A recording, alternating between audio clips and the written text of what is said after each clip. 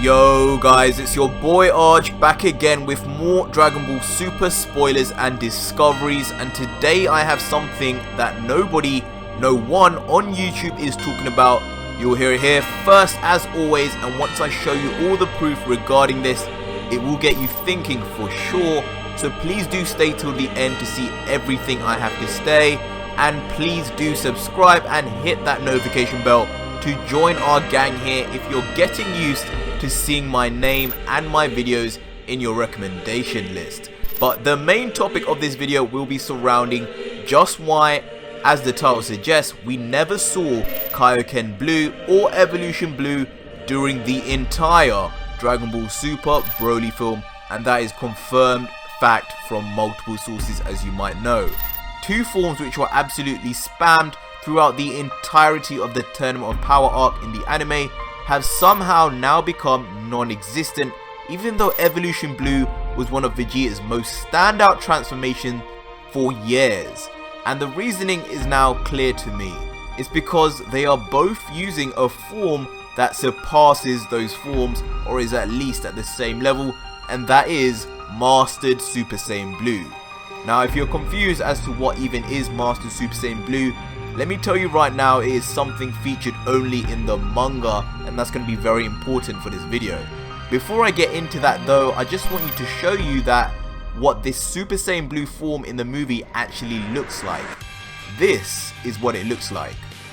Now look closely past the obvious differences to how it looks in the anime, and you see it's light blue flames surrounded by dark blue flames surrounded by flame embers which move freely, aka the Mastered Super Saiyan Blue form from the manga.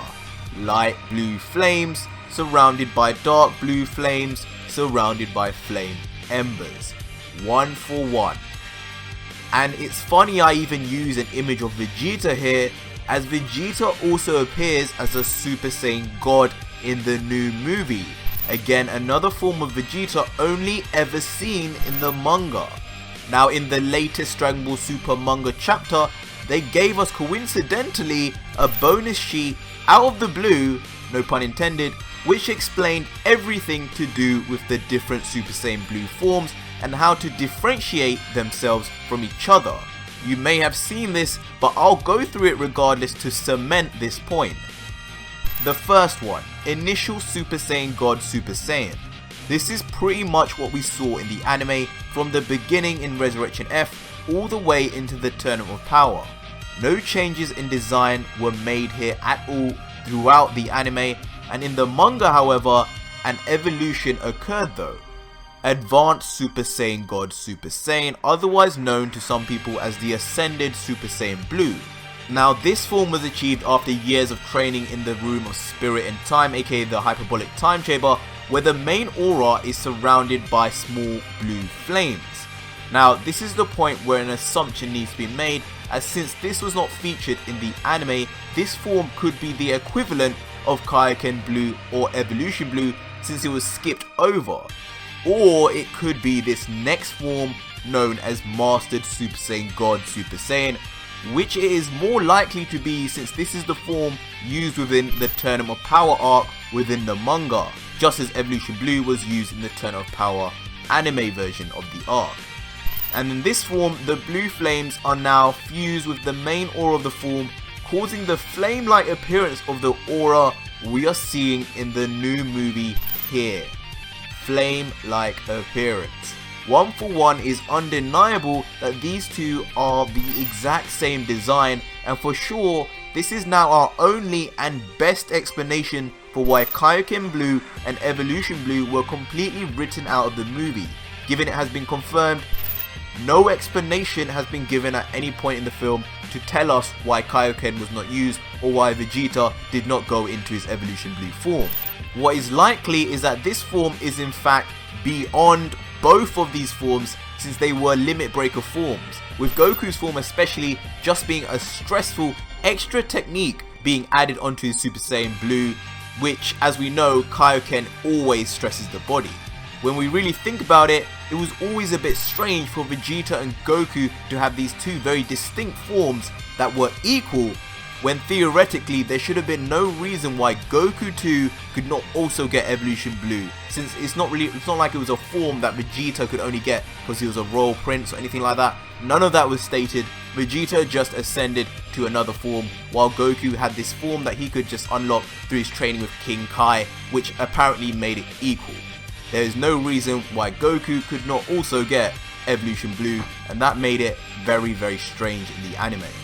Thus, by having a form which goes even further beyond, aka this mastered blue form, that both Goku and Vegeta can use, they bring back the symmetry between the two and open up the story once more for Goku and Vegeta to continue that ongoing story trope of reaching new forms only for the other to then reach it as well sometime later.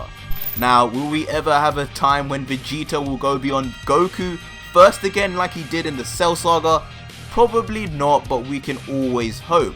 But what's really important to take away from this is, and something I actually plan to talk about in a separate video, but I'll mention briefly here for you guys who made it this far, and that is the idea that the main canon of Dragon Ball Super has now shifted to the manga. Take that in, guys. I've just shown you this mastered Super Saiyan God Blue form, and also spoke about how there is even an explanation now as to why Vegeta has suddenly got Super Saiyan God, which previously was only in the manga. But now also consider the manga now has chosen to skip over the Dragon Ball Super Broly movie events, and no one is really asking why, but of course me. And the reason is, guys, when you think about all of this together cohesively, is that it's most likely because the Dragon Ball Super Broly movie is in fact word for word what is supposed to have happened in the manga storyline rather than the anime, and repeating it in the December issue of the manga before the release of the film would have caused an issue, understandably. And then add on to this the fact the new arc of Dragon Ball Super has just been announced, which, by the way, I have a video on if you don't know, aka the Galactic Prisoner arc, is coming next month to the manga first. Meaning for the first time, the manga will be leading the anime. It makes complete sense then to make the shift towards the manga story, since the anime will now be covering what happens in the manga. As we know, it's already confirmed the anime will be following on with the same arc featured in the manga, taking its script from the manga as it's seen in this interview with Toyotaro, where he's asked what is his relationship with the Dragon Ball Super anime, and he says, at this point I'm not very involved with it. I think going forward I'll be more involved, but at this point in time I actually receive more information from the anime team than I give to them. The anime is a little further along than I am, but in the near future I'll be ahead, aka right now the Galactic Prisoner arc, so the information will be going back to them. Regardless, we'll continue to support one another as we go forward. And that's pretty much all the information we need for that, and I won't go into anything more as another video confirming these findings will be made. But yeah, guys, moving on from this, I now want to show you the latest scans from VJump, courtesy of GoVita XV, relating to the Broly movie and more, just to keep you into the loop as I always do. But yeah, guys, so courtesy of GoVita XV, this is the front page, the first scan, the only scan we have from VJump relating to Dragon Ball Super so far, and it is Goku and Broly taking up the entire page. I mean, I guess the film's already been watched and we're coming up to the actual release date, so I guess more and more of it's going to be covering the Broly movie. But yeah, this image is interesting to say the least. It's Goku pushing something into Broly's chest. I mean, I have no idea what it could be.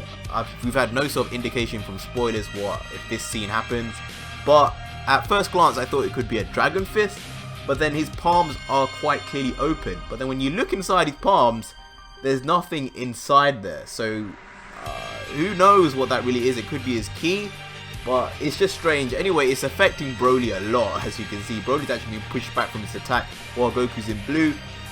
But look at Goku, there's some interesting points here. So I've been talking about the ki in the earlier part of this video, but in this video, not only has Goku's blue ki started to come into and just surround his skin, which suggests he may be in his perfected blue form, which is another form where Goku brings in all his aura and his ki from Super Saiyan Blue into him so you don't actually see it and it's within his body.